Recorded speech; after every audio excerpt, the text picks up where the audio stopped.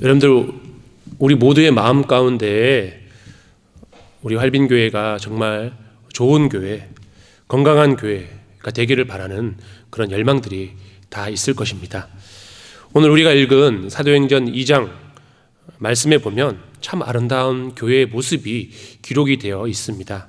바로 오순절 마가 다락방에 성령께서 임하신 후에 그 성령의 충만함을 입은 성도들이 이룬 초대교회의 모습입니다. 오늘 이 밤 우리는 이 말씀을 통해서 우리 활빈교회가 어떤 공동체가 되어야 하는지 그 영적인 청사진을 발견하게 되기를 바랍니다. 초대교회를 움직였던 영적인 그런 세 가지 원리를 우리가 함께 살펴보면서 우리도 함께 아름다운 교회, 참 좋은 교회, 건강한 교회로 세워져 가게 되기를 주님의 이름으로 축복합니다. 첫 번째는 초대교회는 말씀과 기도로 기초를 세우는 공동체였습니다. 우리 본문 42절 말씀을 함께 읽겠습니다.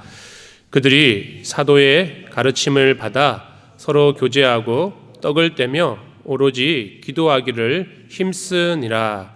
아멘. 초대교회가 가장 먼저 집중한 것은 화려한 프로그램이든지 행사가 아니었습니다. 42절에 기록되어 있듯이 네 가지 핵심적인 핵심 사역, 그들이 집중해야 했던 네 가지 분야가 나오고 있는데, 첫 번째는 사도의 가르침이고, 두 번째는 교제였고, 세 번째는 떡을 떼는 것이었고, 네 번째는 오로지 기도하기를 힘쓰는 것이었습니다. 이것이 초대교회가 집중했던, 마음을 다해서 힘을 다해서 힘썼던 것입니다. 여기서 가장 먼저 나오는 것이 무엇이죠? 바로 사도들의 가르침을 받아입니다. 사도들의 가르침이 뭐죠? 바로 주님의 말씀, 하나님의 말씀을 잘 듣고 배운 일에 힘을 쏟았다라고 하는 것입니다. 즉, 초대교회는 하나님의 말씀을 기초로 한 공동체였다라고 하는 뜻입니다.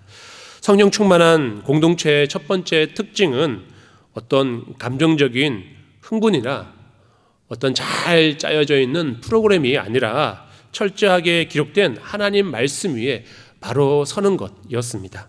말씀이 기준이 되지 않는 부흥은 쉽게 무너지게 됩니다. 그러나 말씀 위에 세워진 교회는 흔들리지 않습니다.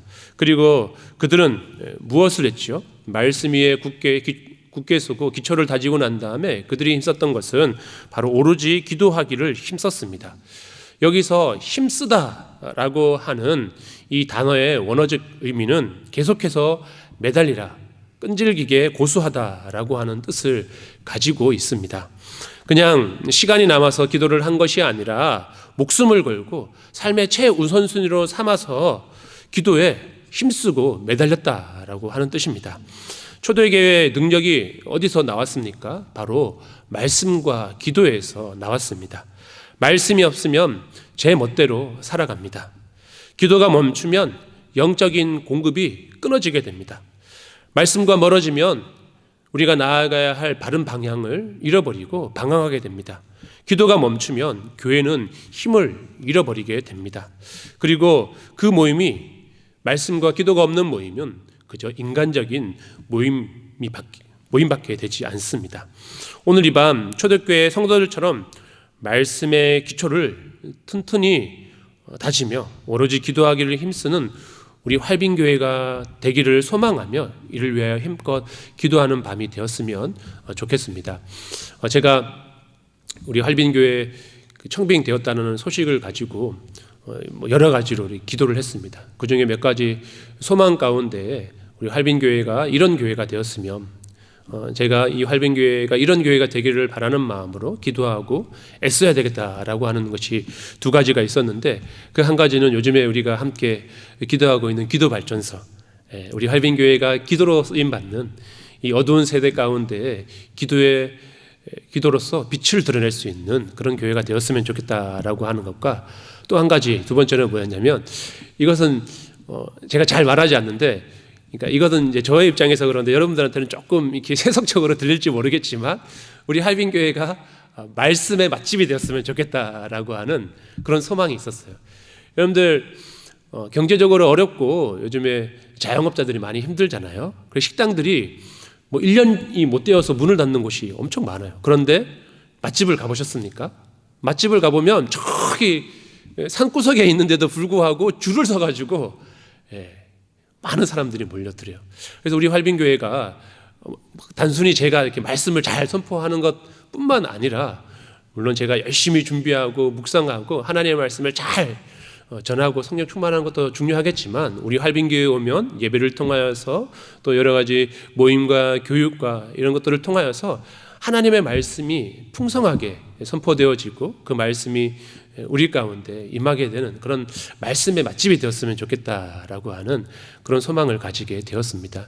여러분들 교회가 결국 바르게 세워져 가야 하는 것은 기본이 가장 중요한데 우리의 개인의 신앙도 그렇고 교회도 그렇고 결국은 말씀과 기도가 바로 서게 될 때 그 위에 하나님께서 하나님의 일을 이루어 가신다라고 하는 것입니다. 그래서 우리 활빈교회가 초대교회가 집중했던 것처럼 말씀을 배우고 가르치는 고 전하는 일 그리고 기도하는 일에 힘쓰므로 우리 활빈교회도 초대교회와 같은 거룩한 부흥이 임하게 되기를 주님의 이름으로 축복합니다.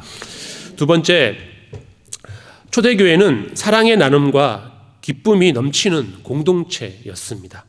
성령이 임하고 말씀과 기도가 살아나자 그들의 삶에 놀라운 변화가 나타나기 시작을 했는데요.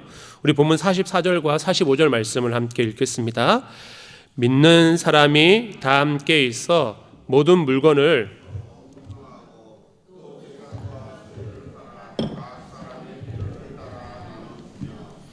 아멘.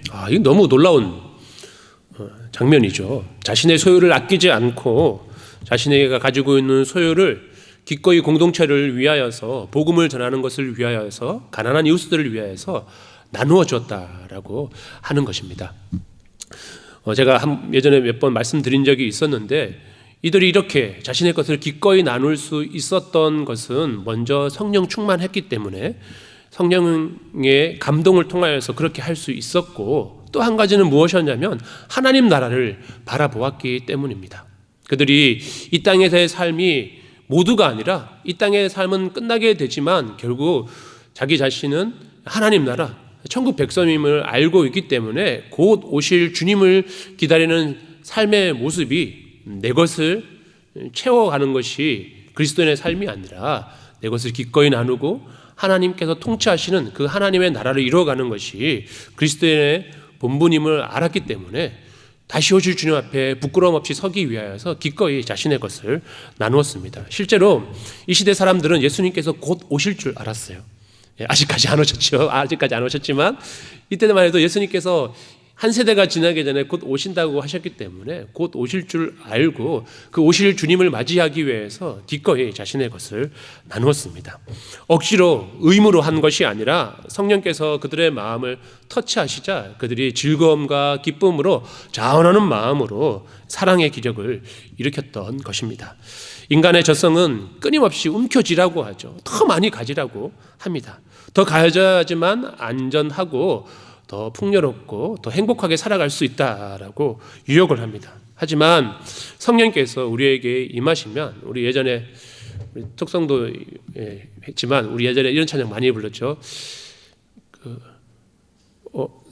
사랑은 참으로 나누는 거 맞나요? 나누는 거 맞나? 이게 맞는지 모르겠는데 의미 맞는지 모르겠는데 지금 제가 옷 때문에 제가 충격을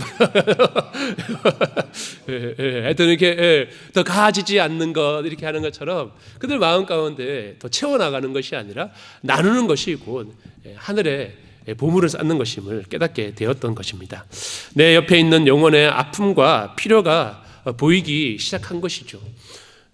우리가 성령으로 충만하지 않고 말씀과 기도가 멀어지면 나의 삶, 내 가족, 내 자녀, 내 집, 내 것 이것밖에 보이지 않습니다. 그런데 우리가 성령으로 충만하게 되었을 때 그제서야 주님의 마음을 알게 되고 주님의 눈이 가는 곳에 우리의 마음도 가게 되는 것이죠.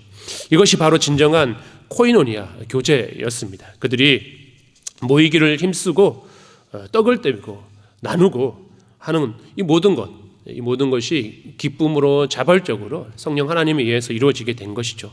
단순히 만나서 밥 먹고 세상 이야기를 나눈 것이 교제가 아닙니다. 그들이 모일 때마다 함께 떡을 떼고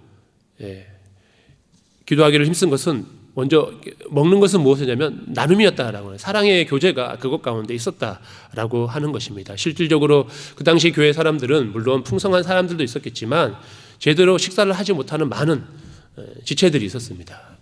가난한 그들이 공동체에 모일 때에 이 떡의 나눔을 통하여서 배를 채울 수 있는 그런 은혜가 흘러나갔다고 하는 것이죠. 서로의 아픔을 짊어지고 필요를 채워주며 그리스도의 사랑을 흘러보내는 것이 진짜 교제라고 하는 것입니다. 그리고 그 결과가 46절에 나오죠. 우리 46절 말씀을 함께 읽겠습니다. 날마다 마음을 같이하여 성전에 모이기를 힘쓰고 집에서 떡을 떼며 기쁨과 순전한 마음으로 음식을 먹고 아멘. 기쁨과 순전한 마음으로 그들이 성전에도 모였고 집에서도 모였습니다. 공식 예배와 소그룹의 삶의 균형을 이뤘다라고 하는 것이죠. 교회는 이 대그룹, 우리 공예배, 주일날과 수요일과 금요일날 이렇게 다 같이 모여가지고 예배하는 게 너무나도 중요하죠. 특별히 이제 주일 예배가 우리의 삶의 가장 기본이 되어야 하는 거예요. 그런데 공예배뿐만 아니라 우리의 삶의 자리에서 우리가 함께 모이는 소그룹도 매우 중요해요. 그래서 구역 모임이 초대교회가 지향했던 그 형태가 바로 구역 모임 가운데 있다라고 하는 것이죠. 여러분들 대그룹 모임 때는 보통 이제 목회자가 하나님의 말씀을 선포하는 일방적인, 그죠? 목회자가 회중들에게 일방적으로 한쪽 방향으로 흘러 들어가는 선포가 있고, 물론 여러분들께서 그 말씀을 받아서 아멘으로 응답하기는 하지만 여러분들이 저한테 그 어떤 반응으로서 물론 표정으로는 보여주죠. 지겹다 그러면 지루해하고 졸리다는 표정을 보고 은혜 받으면 아멘도 크게 해주시고 그러지만 하지만 어쨌든 제가 이제 주로 목회자가 이제 말씀을 전하게 되지만 소그룹 모임 때는 서로가 이야기를 할 수 있는 거죠. 우리의 삶에 하나님께서 나의 삶을 통하여서 행하셨던 그 은혜의 이야기들 혹은 내가 겪고 있는 아픔의 이야기들을 말하고 들어주면서 주고받는 이야기 가운데 성령께서 우리의 마음을 만주시고 역사하신다라고 하는 것입니다. 그래서 여러분들 우리 활빈교회가 더욱더 아름다운 교회로 세워져 나가기 위해서는 공예배뿐만 아니라 구역예배도 활성화되어야 하고, 이를 위해서 여러분들 열심히 기도해 주시고 구역예배 열심히 참석해 주시면 좋겠습니다. 그 모임에는 우리가 대할 때 두 가지의 자세가 있는데 바로 기쁨과 순전한 마음입니다. 어떤 내 개인의 목적을 따라 모이는 것이 아니라 그저 그 모임 자체, 그곳에 임하실 하나님의 은혜를 기대하는 마음을 가지고 기쁨과 즐거움으로 참여하는 것이죠. 그럴 때 세상이 줄 수 없는 하늘의 기쁨이 그들 가운데 가득했듯이 우리가 함께 모일 때에 하나님의 그 큰 기쁨이 우리 모임 가운데 가득하게 되는 줄로 믿습니다. 여러분들 모임을 할 때 말하는 것도 중요하지만 잘 들어주는 것이 중요해요. 내가 말을 자꾸 이렇게 하려고 하다 보면 자랑이 나오거나 불평이 나올 수가 있는 것이죠. 하지만 우리가 상대방의 상황에 사랑의 마음을 품고 관심을 갖고 잘 들어주기 시작을 할 때에 하나님께서 그 듣는 것 가운데에 나의 마음도 또 상대방의 마음도 치유하시는 성령의 역사가 이루어진 줄로 믿습니다. 차 바꾼 이야기, 집 바꾼 이야기 이런 거 하지 마시고 이런 거 하지 마시고 하나님께서 내 삶 가운데 행하신 놀라운 이야기들, 그리고 하나님께서 만져주시기를 원하시는 나의 기도의 제목들을 우리가 서로 사랑의 마음을 가지고 신뢰하는 마음을 가지고 나눌 때에 하나님께서 함께 모여 서로를 위해 기도하는 그 기도에 반드시 응답해 주실 줄로 믿습니다. 우리 활빈교회가 또 우리 모든 구역이 그런 교회, 그런 구역이 되기를 원합니다. 문을 열고 들어오기만 해도 세상에서 상처받은 그런 이들의 마음이 치유되고 성도 간의 따뜻한 눈빛과 격려 속에서 정말 행복하다, 정말 살 것 같다라는 고백이 터져나오는 그런 사랑의 공동체가 되기를, 또한 그 예배와 신앙생활에 그런 신바람이 나는 주님 몸된 교회가 되기를 주님의 이름으로 축복합니다. 마지막 세 번째, 선한 영향력을 끼치는, 초대교회는 세상에서 선한 영향력을 끼치는 공동체였습니다. 말씀과 기도 위에 서서 서로 뜨겁게 사랑한 초대교회의 마지막 모습이 어떠했지요? 우리 본문 47절 말씀을 다시 한번 읽겠습니다. 하나님을 찬미하며 또 온 백성에게 칭송을 받으니 주님께서 구원받는 사람을 날마다 더하게 하시니라. 아멘. 그들은 내부적으로만 자신들끼리만 좋아하고 즐거워하고 만족하는 그들만의 리그가 아니었습니다. 온 백성에게, 즉 교회에 함께 섬기고 있는 한 지체된 성도들 뿐만 아니라 교회 바깥에 있는 많은 무리들, 믿지 않는 사람들에게도 칭송을 받는, 서로가 함께 소통하고 기뻐하고 즐거워하는 그런 은혜가 있었습니다. 저 예루살렘 교회 사람들을 보니까 예수님을 믿는 사람들은 정말 다르구나. 저 사람들을 보니 하나님께서 정말 살아계신 것 같아 라고 하는 그런 인정과 칭송을 받게 되었습니다. 오늘날 많은 교회가 사람들에게 이런 칭송을 받아야 하지만 칭송보다는 예수님을 알지 못하는 사람들에게 더 걱정을 끼치게 하는 일들이 늘어나고 있는 것 같습니다. 왜 그렇습니까? 말은 무성하지만 초대교회가 보여주었던 삶의 능력, 사랑의 희생이 사라졌기 때문인 것 같습니다. 하지만 초대교회는 달랐습니다. 그들의 순전한 삶, 기쁨이 넘치는 모습, 이기심을 버린 사랑의 나눔은 세상 사람들에게 신선한 충격을 던져주었습니다. 그리스도인의 삶의 모습이 예수님을 알지 못하지만 예수님이 이단으로 여겨졌던 시대이지만 그런 유대인들에게도 그들의 삶을 통하여서 매력적으로 다가오게 되고 예수님께서 정말 그런 사랑을 품으신 하나님의 아들이구나라고 하는 것을 삶의 모습을 통하여서 전할 수 있게 된 것이죠. 그래서 세상 사람들이 교회를 부러워하기 시작했습니다. 그러자 그리스도인의 교회의 삶의 모습을 통하여서 많은 이들이 칭송을 받게 되자 어떤 결과가 나타나게 되죠? 주님께서 구원받는 사람을 날마다 더하게 하셨다라고 하는 것입니다. 우리가 입술로 전하는 복음의 메시지가 아니라 우리 권사님께서 기도하셨듯이 우리의 삶을 통하여서 그리스도가 전해지게 된 것이죠. 우리가 전도 축제를 열고 인간적인 수단을 동원해서 사람들을 주의 말씀에 있는 예배가 있는 곳으로 불러 모으는 것도 중요하기는 해요. 그런데 이것보다 더 선행되고 먼저 되어야 할 것은 교회가 교회다워지는 것, 성도가 성도다워지는 것, 나의 삶을 통하여서 그리스도의 향기가 바라는 우리의 삶의 기본을 세워나가는 것이 더 중요하다라고 하는 것이죠. 하나님께서 구원받는 사람들을 날마다 보내주시기 위하여서 우리가 그렇게 세워져 가게 되기를 주님의 이름으로 축복합니다. 부흥은 우리가 만들어내는 인위적인 프로그램이 아니라 성령 충만한 공동체에 하나님께서 자연스럽게 부어주시는 선물입니다. 우리가 말씀과 기도로 또 사랑의 온전한 나눔을 통하여서 그리스도인다운 삶의 모습으로 변화되고 교회다운 교회의 모습으로 세워져 나갈 때 하나님께서 우리 활빈교회 가운데 이런 구원받는 주님의 영혼들을 많이 보내주실 줄로 믿습니다. 제가 수원에서 사역을 하다가 인천에 있는 성안교회로 사역지를 옮기게 되었을 때의 일입니다. 마침 그때는 코로나19가 아주 극심하던 때 세상을 집어삼킬 듯한 아주 기승을 부리고 있을 때 교회를 제가 사역지를 옮기게 되었습니다.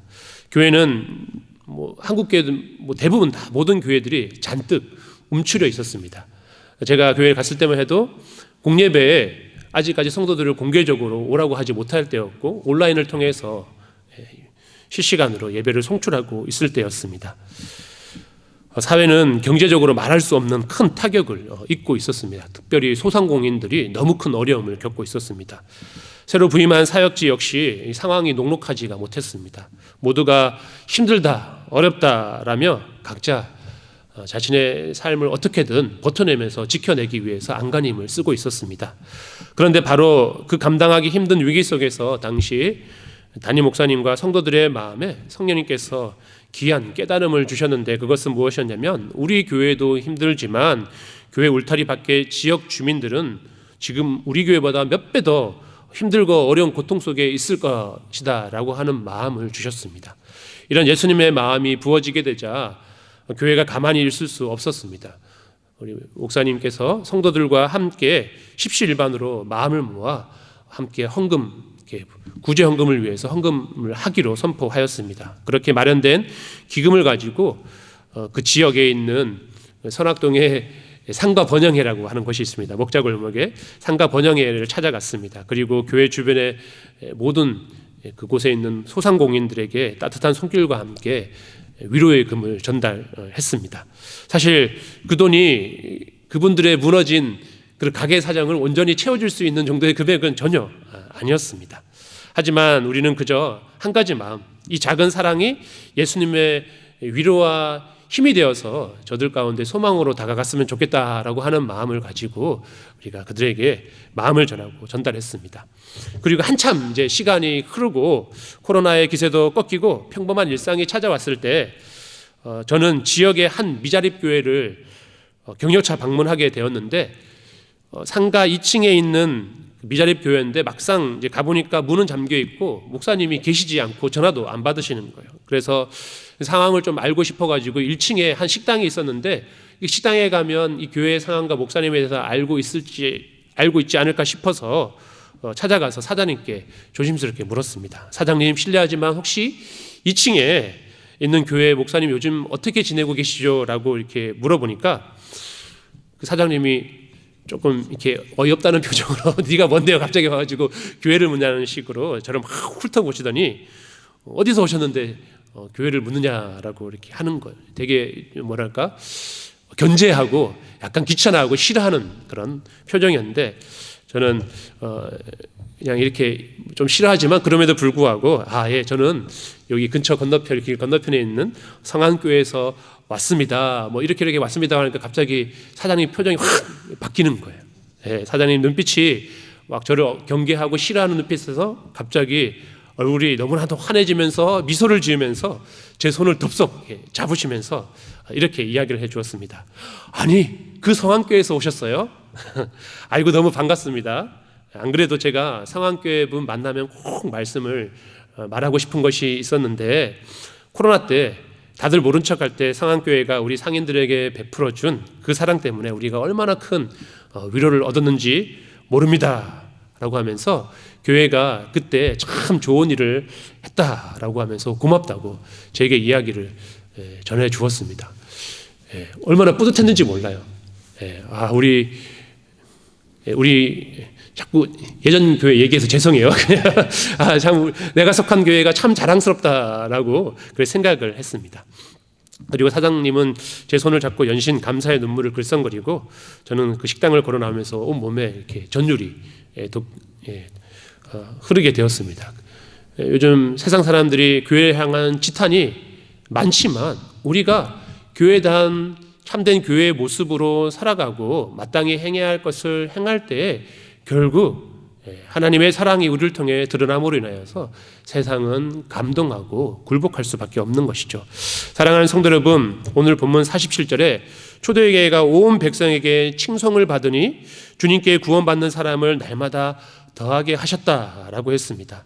저는 이 말씀이 성경 속에 있는 멀리 있는 그런 이야기가 인 줄로 알았는데 그런 이야기가 아니었습니다. 모두가 생존을 위해 발버둥치며 나만 보던 그 위기 때 오히려 세상의 아픔을 바라보며 손을 폈더니 교회가 세상으로부터 진짜 칭송받는 기적이 오늘날에도 우리에게도 일어나게 된 것입니다.